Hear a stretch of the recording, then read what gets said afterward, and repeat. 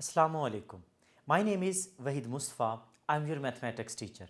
Today we are going to discuss Afaq Sun series grade 5 mathematics chapter number 8. Chapter number 8 के अंदर हम दो concepts को सीखने जा रहे हैं. एक आपके पास perimeter and second one is area. दोनों में डिफरेंस क्या है? पेरीमीटर का मतलब ये होता है कि आपके पास कोई भी गिवन शेप, उसकी जो बाउंड्री की लेंथ है, लाइक आपके पास कोई भी शेप, अगर मैं स्क्वायर की बात करता हूं तो उसके ये जो चारों साइड्स हैं, अगर उन साइड्स की मैं लेंथ को सम कर लेता हूं, that is called perimeter. So perimeter का मतलब ये हुआ कि बाउंड्री की जो लेंथ है उसको ऐड करना. एरिया का मतलब ये होता है कि उस बाउंड्री के अंदर कितनी चीजें हैं, that is known as area. जैसे मान लीजिए आप अभी एक रूम में बैठे हुए हो, तो रूम की जो वॉल्स हैं, अगर आप उन वॉल्स की लेंथ को मेजर करें, अपने चारों तरफ से लेंथ को मेजर करें, so that is called perimeter. और आपके पास इंटरनली कितनी चीजें हैं, that is known as area. अभी हम कुछ क्वेश्चंस और उसके फार्मूलाज की मदद से यहां पे सीखते हैं. हमारे पास यहां पर कुछ शेप्स हैं. सबसे पहले आपको नजर आ रहा होगा आपके पास एक क्लोज्ड फिगर है, उसके अंदर आपके पास has the same, just we are just trying to define what is meant by closed figure. so name खुद ही बता रहा है, क्लोज्ड का मतलब ये होता है कि जो आपके पास बिल्कुल बंद होगी, चारों साइड से आपके पास निकलने के लिए कोई रास्ता नहीं है. उसके अंदर आपको यहाँ पे नज़र आ रहा होगा, ये रीजन नज़र आ रहा होगा, ये तो ये सारी की सारी आपकी क्लोज्ड फिगर्स हैं, राइट. अब मैं पेरीमीटर की बात कर रहा था, तो पेरीमीटर का मतलब क्या था कि the sum of all sides. So this is actually perimeter, right. Area का मतलब होता है द स्पेस ऑक्युपाइड. अब वो जो आपकी टोटल पेरीमीटर या बाउंड्री है, उसके अंदर कितनी स्पेस ऑक्युपाई हुई हुई है, वो आपका एक्चुअल में एरिया था. जैसे यहां पर हम कुछ एग्जांपल्स के साथ समझते हैं. आपको यहां पर एक स्क्वायर नजर आ रहा होगा. अगर आपको सिर्फ एक लेंथ मेंशन नजर आएगी, तो इसका मतलब है इसकी जो रिमेनिंग लेंथ है वो भी सेम है. This is 4 centimetre, this one is also 4 centimetre each, right. अब मुझे इसके पेरीमीटर को फाइंड करना है. सो यूजिंग द फार्मूला, अगर मैं फार्मूला की बात करूं तो इसके फार्मूले, अगर मैं सिंपल पेरीमीटर की बात करता हूं without using formula, right, so this will be like 4 + 4 + 4 and +4.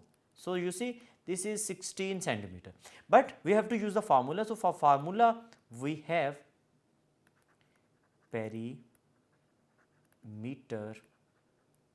of square, this is equal to 4 times L, कि जो भी लेंथ होगी उसको 4 से मल्टीप्लाई कर दें. द रीजन इज के आपके पास चारों साइड्स तो इक्वल हैं. जैसे मैं अगर इसकी बात करूं तो इसकी साइड 9 है, तो 4 times 9, so this is 36 centimetre. तो इसका पेरीमीटर 36 सेंटीमीटर है. पेरीमीटर का मतलब क्या है, ये बाहर वाली side, this side, this side, this side and this one. So क्योंकि चारों sides equal and this is 9, this is 9 and this one is also 9, so that is why the total answer is 36. You can also use the formula, that is 4 times that length. Next हमारे पास यहाँ पर area की बात हो रही है. Area का formula क्या है, लेंथ टाइम्स लेंथ, और रेक्टेंगल का फार्मूला होता है लेंथ टाइम्स विड्थ. एग्जाम्पल से समझते हैं. Find the area of these rectangles. तो सबसे पहले आपको फार्मूला आना चाहिए. सो एरिया के लिए मैं लेटर ए लिख रहा हूं, length multiply by width. So length is 12, width is 5, so 12 times 5 is 60, but don't forget to write square units. Area का यूनिट्स हमेशा स्क्वायर में होगा. द रीजन इसके दोनों मल्टीप्लाई हो रहे हैं, ये भी सेंटीमीटर था वो भी सेंटीमीटर, तो answer must be in centimetre squares. Like if I talk about this question, so this is 9 times 3, this is 27 metre square, क्योंकि साइड्स का लेंथ अब मीटर हो गया. नाउ रिमेनिंग पार्ट्स को आप ऐसे ही सॉल्व करेंगे. अब इसमें देखिए, अगर find the area of the squares having the following length by using the formula. Now this is for square. So area अगर मैं फार्मूला लिख दूं यहां पर, तो area of square, this is equal to L multiply by L. So L multiply by L gives us 2 multiply by 2, that is 4.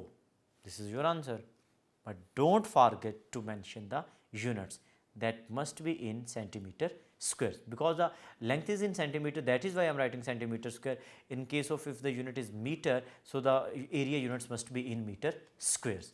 यहाँ पर आपको एक और क्वेश्चन नज़र आ रहा होगा जिसके अंदर the length of a square shaped garden is 25 metres.